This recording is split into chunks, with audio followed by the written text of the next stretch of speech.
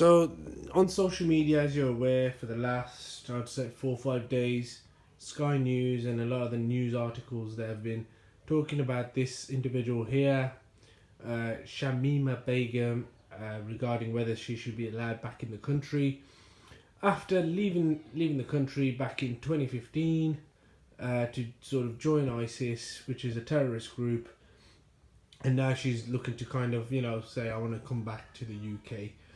Now, the issue we're having as a country is, does a person lose their membership if they decide to join the enemy forces? And in reality, if we look at history has always dictated that if someone had left our country or, caused treason or had gone against the country, then they technically would in historic times would lose their license or passports or whatever it is that they had originally. And I think in this situation, with the government's agenda, regarding talking about British values and talking about prevent, embedding it into our schools and our societies, about how people can get radicalized and this and that, it's causing a bit of an issue in the sense that whilst, yes, we're educating everyone about radicalization and, how people are getting sort of,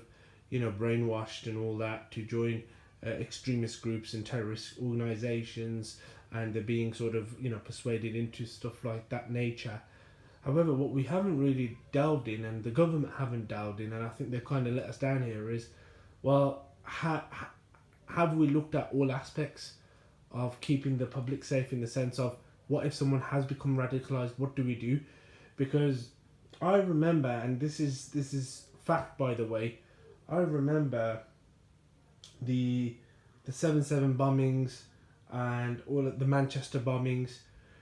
A lot of these bombings occurred because the police and Central Intelligence, they had information on who was a terrorist due to previous offences, or had a previous encounter with the police, and they have been arrested prior due to terrorist threats. It could have been prevented. What I'm trying to get at is the fact that these guys have been sort of listed by the police, and the fact that they are being monitored, but nothing's been taken against action-wise, and some people have lost their lives in Manchester. That's where the issue is. We don't have a precaution or a procedure in place that's going to stop people like this woman from coming back to our country and actually saying, okay, what's the process? How are we going to prevent her from, say, for example, coming to our country and blowing everyone up? That's the issue. The issue is, it's not about whether she should come to our country or not. Whilst she's trying to obviously get back into our country, the problem is we don't have a process in place to deal with this situation. All it is whether she gets accepted or whether she doesn't in the country. However, what we need to say is, if she's, caused treason or left our country to join the enemy lines, how should she be treated? That's what we need. We need a process for that.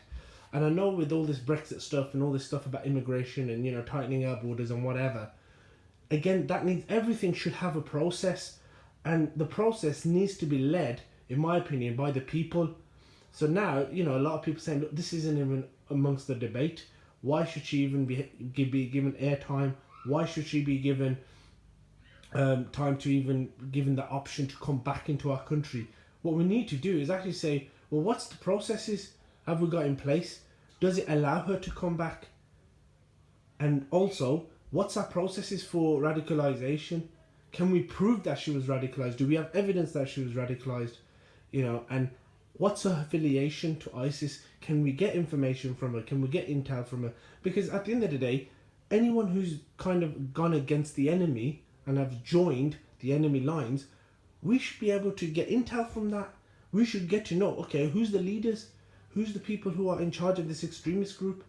Give us some insight. You give us insight, we lock them down, we capture them, and then we might actually consider you, not as bad as before because you kind of ratted on your teammates.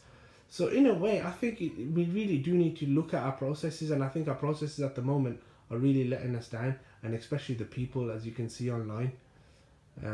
But again, There's a lot of people who've come up forward, like that Tarina. Have you heard about Tarina?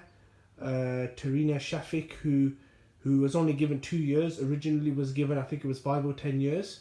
They let her out in 2 years, and she's a terrorist, and she's in Sparkhill, Birmingham. It's like, what the hell? You know what I mean? There's a problem here. There's a big problem, and we really need to sort this out, because there's a lot of heated people in the public who, if they do run into, Tarina or whatever her name is, she'll get attacked, because the public are literally saying, if we see her out in the streets, we will kill her. Do you know what I mean? And this is the volatile situation. People from an extremist background or ex-extremist background have come from a terrorist organisation. That's what's going to happen. Do you know what I mean? So what we need to do is actually tread with caution. Tread with very caution. And I don't think we should be even letting a simple decision of yes so lightly. It's not a light decision, and it can have huge consequences. And this is coming from a fellow Muslim, by the way.